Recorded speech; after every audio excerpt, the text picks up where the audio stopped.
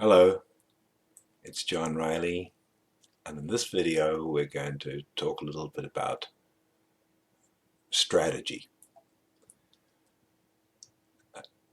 To get started, we're going to take about a simpler model, not quite the simplest model, but a relatively straightforward model of competition, strategic competition between two firms. We'll label them Firm 1 and Firm 2, but you might want to think of them as GM and Ford. Each of these companies is contemplating the new model year, and they have to make a decision as to how much capacity to get in place for production of the new models.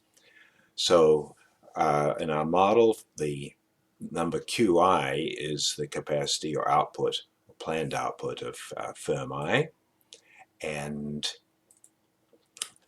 a little technical jargon, the list or array of the actions of the different players in the game, which in this case is just the Q1 and Q2, is called an action profile.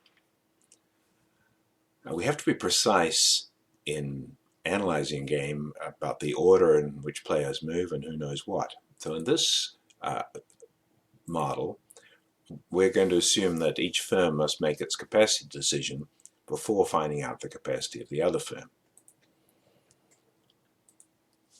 So it's really like rock, scissors, and paper. In that game, the two players move simultaneously. Of course, if you can see really quickly and move just after the other person, you have an advantage. But setting that aside, we would think of that as a simultaneous move game. So even though GM and Ford might not be moving exactly the same time, if they don't know what each other has done, it's effectively a simultaneous move game. So that's what this kind of game is called. So we're going to keep the cost side as simple as possible. GM has a cost C1 per unit, and Ford has a cost C2, perhaps it's a fixed cost, but that's small enough we're not going to worry about it right now. The problem becomes interesting because there's kind of an interaction between the two firms. Well, what do I mean by that? Well, once the firms have chosen their capacity, the prices in the market are going to reflect what that capacity is. And that's the interactive effect. So in this case, let's consider GM. The price of GM cars is going to depend negatively. That is, the bigger the capacity of GM, the lower the price of GM, and also the bigger capacity of Ford, the lower the price of GM. So it's worth trying to understand exactly why that is. So here's the idea. If GM wants to sell more units, it's got to lower its price. But once it has lowered its price, some of the people who were planning to buy from Ford are going to be attracted to the cheaper GM car. So in order to keep to sell all its capacity, Ford is going to have to lower its price as well. Then this relationship between quantities and prices is negative both with respect to Q1 and Q2. Payoffs? Well, we're going to look, the cost is easy. We're going to look at the revenue of the two firms. That's just multiplying price times quantity. And we'll see later why it's convenient to rewrite this just first term just a little bit. We're going to just change the order so that the own price terms are right on the end, and then there's this first term here. And then the payoffs are just often write them as U. They depend upon the actions chosen by the firm and also the cost of the firm. So now below is we've depicted for the numbers between 0 and 8, we've depicted the payoff array. And all this is, I've actually chosen an interactive one so we could change these numbers and all the payoffs would change. But for our purposes, not going to worry about too much about that. And in principle, we could just compute these for every possible Q and Q1 and Q2. Suppose, for example, we've got, let's take Q2 equals 2 and Q1 equals 1. So I'll just, we're looking at that one. It's it's that cell. So that's going to be, we have to go back through our model to actually compute that. And there it is there. It's quite a complicated item, and we need to learn how to going to use these kind of interactive cells. We need to learn how to make these relative and absolute references. So having computed this, I can simply copy like this up to here to get all the other ones. And if I have, or if just suppose I've just computed this one term, and then I can compute all the ones in the same column, I could then copy this over to, say, here. There it is. And then I could compute all the terms in this column again. So I don't really have to do as much work as it looks as though I have to do. So that's the first term in each box like this. Well, here's a box or array. The first term is the payoff to firm 1, and the second term is the payoff to firm 2. So maybe I'll put these, no, I'll just leave them like that. That's okay. So we've computed this array, and later on we'll come back and try to discuss, looking at this array, how can we decide which of these is the most likely outcome given this strategic environment. But in order to do that, we're going to start off by looking at something simpler. We're going to look at the special case of independent demands. So here is our demand curve or demand price function, but we're going to consider independent demand, so that B term is 0. So there's no interactive term. So each firm is a monopolist. When I think of these two commodities as UCLA Bruinware and Trojanware, and what's going on in the Trojan market is going to have no effect at all on the Bruins, since none of them are going to buy the other product. So we need to compute. For economists, as the owner is well-trained in economic thinking, so he's going to be thinking on the margin. He's got to compare the marginal revenue from expanding from the marginal cost. And so the question to be asked is, if you could increase output by delta Q, what would be the change in revenue? This is going to require us to compute the revenue of the firm. And so I've got to take the new output. What's the price? Which is going down. What's the quantity? I can, there it is written out there. It's the linear demand. And I've got that minus Q and minus delta Q, so there I've just rewritten it. And, some work. And you can collect terms and see that the new revenue can be written like this. Now, there's a reason I've written it this way, but I've collected the terms that look like this because I'm interested in the change in revenue, which is this minus this, and this term is common, so I'm going to end up with these two terms. So the change in revenue is just this minus this. There it is. Well, we could work with the change in revenue, but economists like to think in terms of rates of change. So margin revenue is the rate of change in revenue. So all we're going to do is divide the change in revenue by the amount that revenue has changed, the change in the action.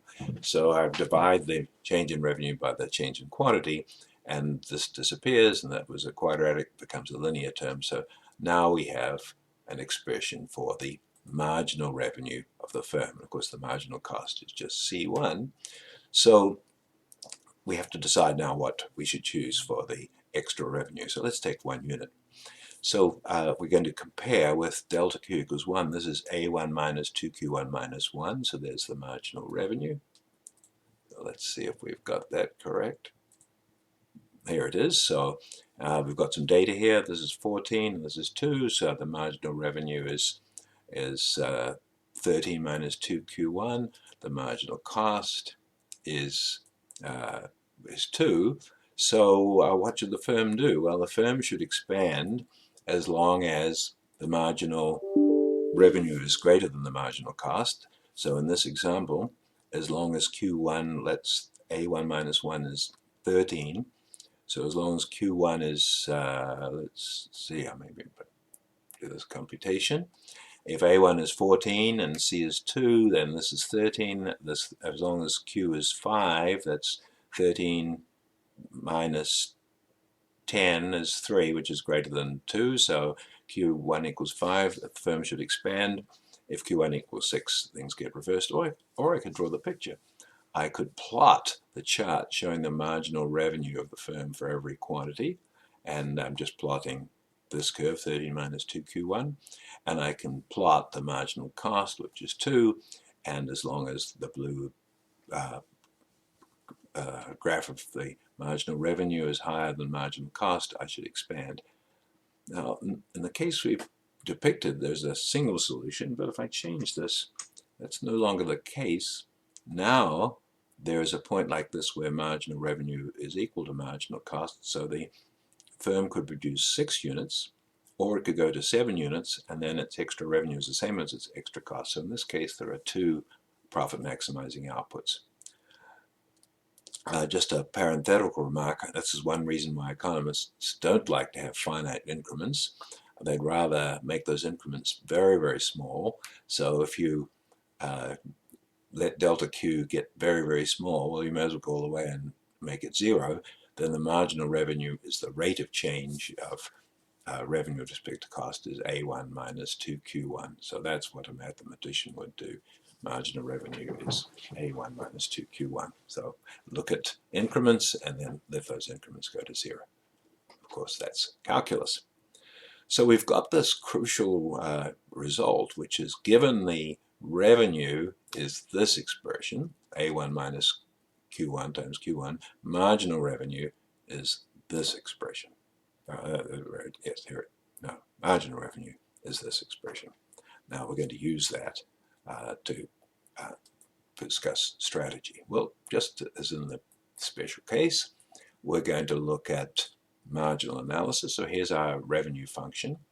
And rather than do this, we could do all the same work again. We get increasing output by delta Q, and then do all those calculations, all those complicated algebra expressions. It's not too bad, but it's not that great.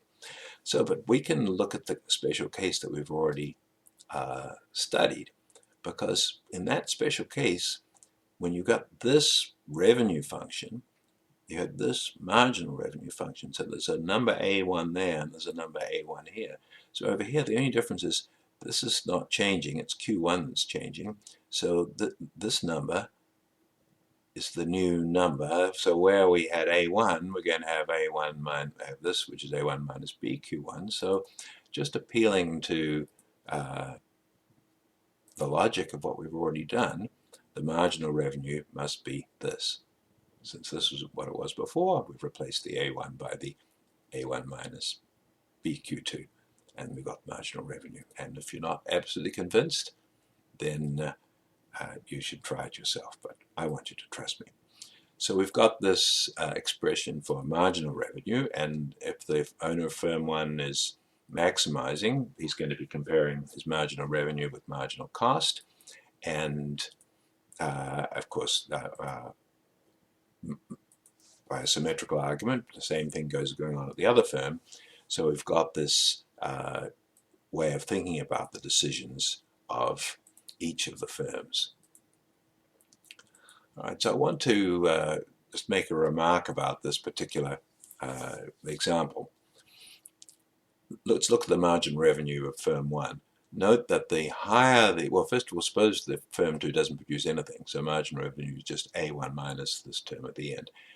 Now, as the firm 2 produces more, this becomes positive, it gets bigger and bigger, so marginal revenue is dropping. What does this mean? Well, firm 1 is choosing an output where marginal revenue is equal to marginal cost. So if marginal revenue drops, the firm is not going to produce as much. So in this example, we have the following result. The best response of a firm is to lower its output if the other firm raises its output. And when that's the case, we say that the strategies of the firms are strategic. The actions of the firms are strategic substitutes. So let's now think about what might happen. What we're going to do is look for every output of firm 2, we're going to think, well, what would firm 1 want to do if output, for the different outputs of firm 2? What's the best response of firm 1 if firm 2 produces nothing? Well, that's the monopoly response. Well, the answer is I look across these first terms are all the payoffs for firm 1. So the highest one of those is here. So this is best response. What if firm 2 chooses 1? Well, 0, 10.5, 25, 30, 32. This is the highest again. So let's just mark this with the same color. And I think that's it, yes. And then if I think while I'm doing this, you can be looking and checking that I think I've got this right, that those are the best responses when firm 2 is at 2 or 3, and now the same thing for these two and these two and these two and this one. All right, let's just check how the top line with firm 2 is producing 8, firm 1 0, 3.5, 5, 4. Yes, that's the best. So those cells marked in blue represent the best responses of firm 1 to the action of firm 2, for each possible action of firm 2. Well, we can do the same thing for firm 2. We can ask, what's the best response of firm 2? Well, firm 1 is producing nothing.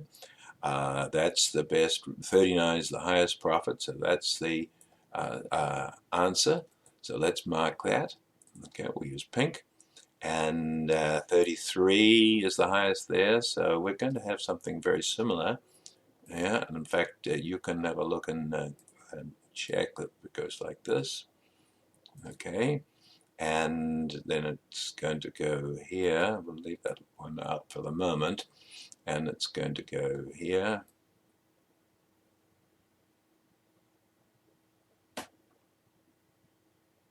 Okay, and it's going to go here. Okay, so let's see, there's one I've left out. What about here? If the output is firm 1 is 4, firm 2 wants to produce 4, so it's already a blue cell, so it's also got to be a pink cell, so I can't do that, so I'm going to choose this color for it because it's neither blue nor pink, and so we'll make that purple. All right, so we've got the best responses of firm 1 for every possible choice of firm 2. We've got the best responses of firm 2 for every choice of firm 1, and there's only one cell where both are best responses to each other. So the actions are mutual best responses. Well, the only way this sort of consistent pattern is going to be consistent is at that point, because if there's any other anywhere else, one of the firms is going to want to do something different. So you can pick any cell you like and see that this was the best one for firm 2, but it's not the best for firm 1 because it's over here. So the idea of an equilibrium in a game like this is the idea that we compute best responses, and having done that, if we can find an action profile where each action is the best response to the other, we call that a Nash equilibrium.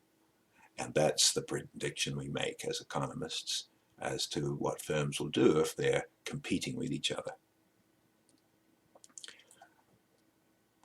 Very quickly, let me just give you an idea of what you could do rather more generally. When we could have, this model is almost exactly the same as the other model, except we are allowing the own effects to be different, and otherwise before that was a 1, and that was a 1. So otherwise it's exactly the same model.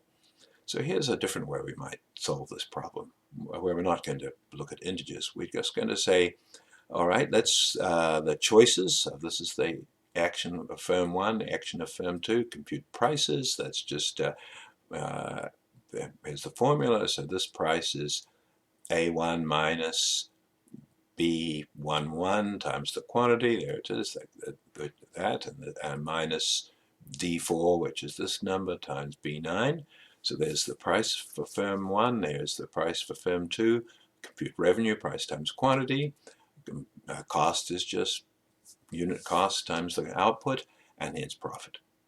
And notice I've used these different colors to color code these things, so I remember what I'm doing here. So how do we proceed? Well, you can, I propose we start out at 60 and 40. Well, you can just try different numbers in here. In fact, I think if you try 51, you get 49, 50. You get slightly higher, 49. 49. You get slightly lower, so it turns out that 50 would be the maximizing choice. So you could just trial and error, figure out what firm 1 could do. Then you could do the same thing for firm 2. Keep changing this around and until you find out a solution. All right, so you've had firm 1 maximize, then you had firm 2 maximize. And I'm going to now propose a sort of systematic way of doing this. So what we're doing is we had firm 1 maximize. So the idea is, well, having done it, I'm going to copy this into here because we found us a new solution, 50. And then we had firm 2 maximize. Well, I'm just going to do this very quickly without even explaining what this is right now. So I see the answer is 47.5. All right, so it's fine. So I can copy this in here. And there it is. Okay, so having done that once, let's try again. And can we keep going and see, and does this process converge? Well, if you went through that process, you'd find that it does converge, and you can actually find, there's a shortcut way of doing this. This is the computer program solving this for you. It stops to ask if you want to make a report. We don't. We just say, okay. So we've now computed the best response of firm 1. We compute the best response of firm 2. And now we've got some new results. So I'll see, pop them in here. I want to compare that. Like there it is. And like we could do that again. So there we go. Okay. Here we go. Okay. So now we've got, well, it looks that this is where we were before. We were converging very rapidly. An even more fancy approach is just to hit one button and do both these all at once. And let's try that. And there it is. In fact, I could go back to the beginning and make this 60. Oh, let's make it 70 and 10. Way away from the solution. 10. All right. And each time it's going to update, so I'm going to put that 70 and 10 there, start off. And this button, which does both these actions all at once, just does this, do this a few times, and in no time we've converged to the Nash equilibrium. All right, so there's our introduction to strategic behavior by firms. That was one crucial thing to remember at this stage. It's that we use as our equilibrium concept the idea that we look at each firm's best response to the other, and can we find a pair of actions, that is an action profile, where the actions are mutual best responses. That's how we compute the outcome or predict the outcome of competitive behavior in this industry. Come back soon.